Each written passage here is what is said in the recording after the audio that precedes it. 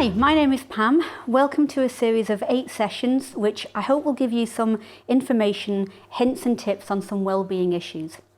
Now, I want you to become your own little detective throughout this series of sessions and to really understand what makes you tick in terms of what you think, how you feel and what you do with these behaviours.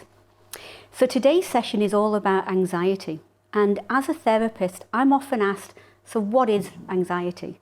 And it's a feeling that we get when we're worried, tense or afraid.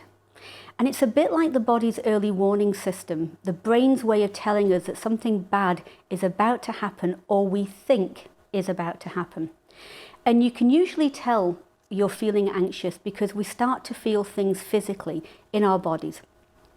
Now this is where it's important to become your own detective and start to notice what's happening to you and how you feel about things. So what's really interesting about anxiety is how we react to it. So remember I said it's like the body's early warning system. Well, our bodies don't know the difference between a real threat and a perceived one, and that's the important bit. So you may have heard about the flight, fight or freeze response, and normally we only ever really get taught about flight or fight, yet freeze is probably one of the most popular and most normal ways of reacting under extreme anxiety. So back in prehistoric days, we had to protect ourselves from some pretty serious risks, like the big woolly mammoth, and that danger was real. So to respond to this danger, our bodies would flood our system with hormones such as adrenaline and cortisol. Now, these hormones are great because they make our hearts beat faster, they send the blood quickly to our vital organs, which are usually in the chest cavity. And that's great, but what's unhelpful is that it stops the flow of blood, therefore oxygen going to our heads, which is why when we're very anxious, we're really not able to see things quite clearly enough. So that worked back in the day, but we don't have to fight a woolly mammoth anymore, and we're rarely in that amount of real danger. But the difficulty is that our bodies haven't changed or evolved. So by that, I mean that our bodies still respond to danger the same way we did. And it's really important to remember that regardless of which response comes more naturally to you, flight, fight or freeze, it's automatic and you can't do anything about it. So let's go back to the perceived threat, because that's the main cause of anxiety nowadays. It's really important because we can't control a real threat of danger, but we can do something about a perceived threat, because that's just what it is. It's perceived. It's what we think is going to happen. Now, 85% of your daily thoughts are negative. So we're pre-programmed to be negative, which is why being positive is so hard to do. So the challenge is to think, how do we help our heads stop worrying about something that might not actually happen? And how do we help change it from being, oh, this is going to happen, to who knows what will happen? That slight difference. So how can we help ourselves? Well, this is where the detective comes in, because we need to know what our physical clues are to know that we're starting to get anxious. So some of these symptoms that you might feel are stomach churning, the butterfly effect, lightheadedness or dizziness, pins and needles in your hands or your toes, that kind of feeling restless and difficulty sitting still, headaches, backaches, even other pains, and sweating and nausea, and even needing to go to the loo more often. And the list goes on. So it's really important to work out what happens to you.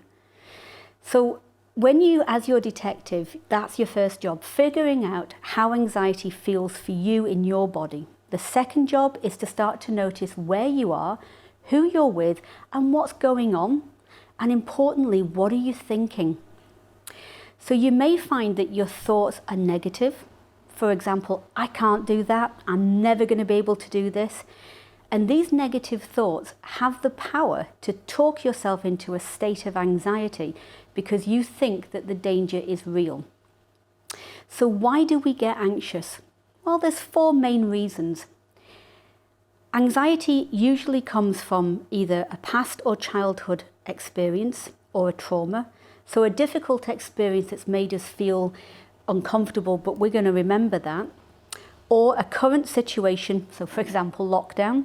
You know, we can't control any of this at the moment, and the world is full of unknowns, and none of us like the unknown, and we get fearful, and that's what kicks in our anxiety. So we start to worry about something because that makes us feel that we're controlling it. But unfortunately, my worrying about the future isn't going to do anything to stop my worrying. It's just going to stop me from living from today. The third point is physical or mental problems. So this could be things like ongoing chronic pain, any life-threatening illnesses. These all add to anxiety. Or finally, any kind of drugs or medication that you're on can also cause anxiety. So one of the things to think about is, let's look at an example. Okay, so you've been asked to join a new group, and on the morning of the group, your anxiety starts to kick in, and you start to thinking, what if no one talks to me and I stand on my own? What if I make a fool of myself? So in that example, you could trace that source of anxiety back to maybe childhood, where you had to start a new school, where you did go that day and nobody talked to you because nobody knew you. So there's a reason why our anxiety shows itself. So let's take a minute as our detective to examine this. So all the what if questions and the fears. Now remember, these are just thoughts. They're not fact. They're future thoughts as well, and they haven't happened yet. So if something hasn't happened yet, you can change it. But it's remembering that you have the power to change that. So we create a negative future based on our fears. The biggest challenge you face as your detective is to catch those thoughts. So let's go back to the example. But remember, how you think affects how you feel, which affects how you behave. So as a result of that, there's two possible outcomes that can happen from that example. One, you go to the group, and remember, you've had all day to get yourself worked up, and you've convinced yourself that no one will talk to you, that you'll stand in a corner, that you've already been maybe having extra thoughts thinking, oh, well, I'm a failure and I'm really boring, so no one's going to talk to me. So you go into the actual room, your head is down, you don't make any eye contact with anyone, you keep yourself in a corner, and you don't interact for about 10 minutes. So here, and you then think, actually, I'm going to leave.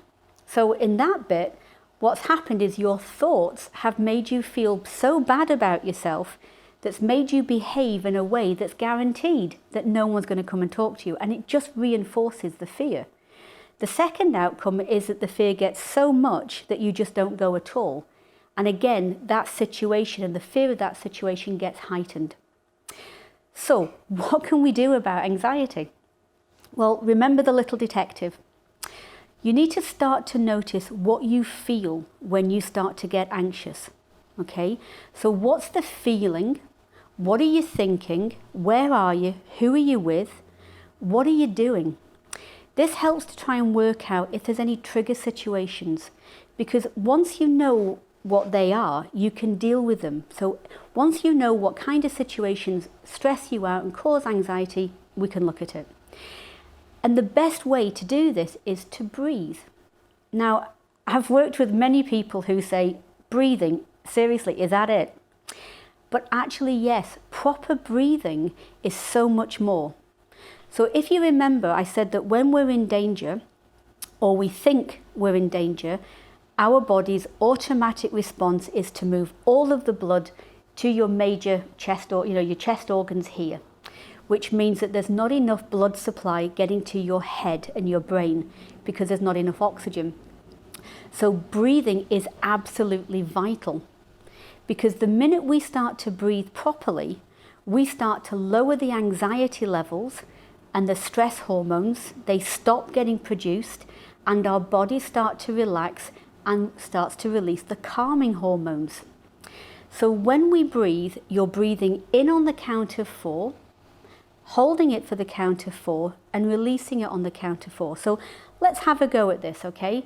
So I want you to take a deep breath in. So you're going breathing in, 2, 3, 4. You're holding it, 2, 3, 4, and you're breathing out, 2, 3, 4, okay? So take a deep breath in, 2, 3, 4. Hold, 2, 3, 4, and out, 2, 3, 4. Again, breathe in, 2, 3, 4, hold, 2, 3, 4, and out, 2, 3, 4. Other things that can help, apart from breathing, are things called worry time. So basically what you do is you say to your head, I'm going to give you 1 hour a day for all the worries to come. And it might be at 11 o'clock or 1 o'clock in the afternoon, but it's 1 hour that you set aside. And as soon as you get any worries coming through, just go, no, it's not worry time. Come back at worry time. And then just sit at that time and just see what thoughts come into your head. Just let them in, let them wander around and let them go. Writing a journal is also really good. So when we spoke about, noticing where you are, who you're with, what you're doing, what you're thinking, what you're feeling, writing those kind of things down can really help identify those triggers. And writing down the negative thoughts that you get with all of those. So I hope you found this really useful, and hopefully you'll come along to our next session, and look forward to seeing you then.